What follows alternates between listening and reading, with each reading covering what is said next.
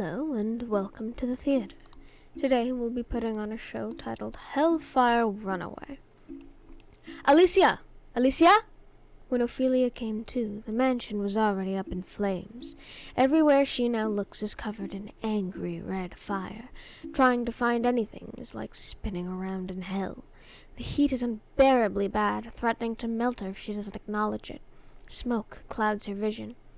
None of that matters at the moment, because she needs to find her mistress. There's a corridor it hasn't gone down yet. That must be the answer. Because Alicia surely hasn't been eaten by the carnage already, even though she can see it in her mind's eye.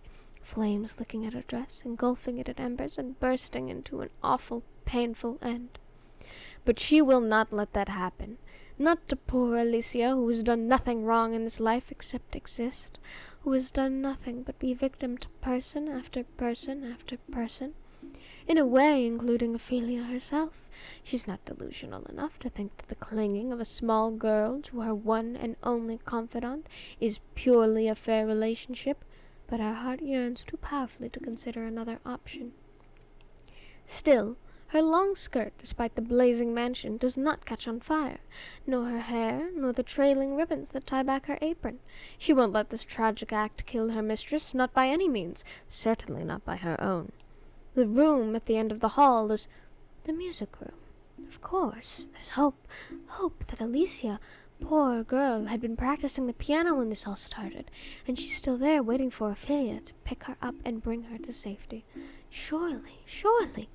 The walls of the music room are thick, too. It would explain why she gets no response when she calls. Without hesitation, Ophelia throws open the doors. Smoke piles into the corridor, but is much less than in the main halls. She hears coughing from the corner. It's not too late, she thinks with hope. She's still alive. And what fortune! The music room has a window right there. She need only break it and jump. She'll brace the fall for Alicia. Alicia! Ophelia! Her voice is small, breathy, even as she hacks up a lung. It comes from the far side of the room, which is smart. Being at the corner of the house, it's the farthest from where the flames started. It does have the unfortunate side effect of being hard to reach, but that has never been a problem for her. She easily vaults over the shelf and takes Alicia into her arms. The poor thing is trembling, and not just from the coughs. She's probably scared out of her mind, not having realized that her family's woes and idiocy could extend this far into their demise. Though it's justified, really. It was only a matter of time until something like this happened.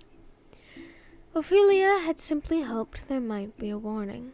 At times she could insist they be out of the house, or a moment with a shooter she could stand down, insisting that the girl's been nothing but mistreated by the miscreants of the manor, and if you truly wish, I will take her far away, so please spare her.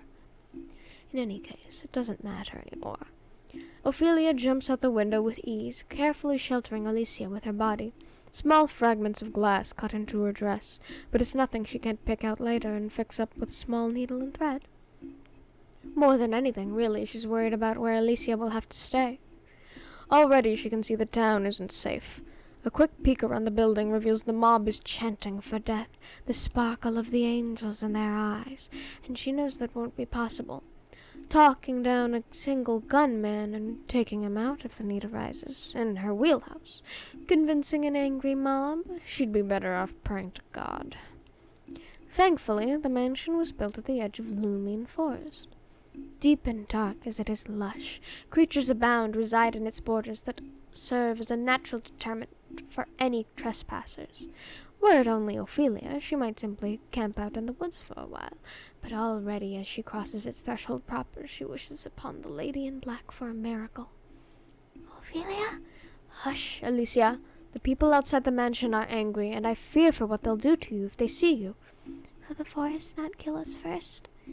Ophelia takes the moment to smile down at the girl in her arms, hopefully providing her with some comfort. Worry not. The forest will not hurt us. Alicia wraps her arms around Ophelia and pulls close.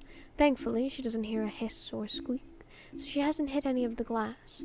Most of that went into her skirt, which is unexpected, but lucky. Eyes still watch them from every corner. They're justified, she thinks. She would watch, too, were such a strange occurrence to pass by. But, true to her word, not a soul comes out to try and challenge them. Alicia has likely figured it out at this point, but it bears a thought. No normal human would be able to get this deep into Lumine Forest, despite the fact that they've been walking for not even half an hour, without threat. Wolves lay in wait, ready to bite. Spiders the size of a violin spin webs the size of a person, anticipating the meal of something even bigger. And if those don't get you, the shadows themselves will. They consume without contest, always on the lookout for easy prey. But everything simply watches as Ophelia walks by, and, presumably, hopefully, they clock Alicia as her charge, knowing the wrath all will suffer if the child gets hurt. At the very least, they won't want to steal what they think is prey from her, if they know it's good for them. Lumine Forest is smart, certainly. It would be remiss of every woman, human or otherwise, to speak to the contrary. It has not survived human intervention this long with ineptitude and luck, certainly. She reaches a stream, and a stroke of luck.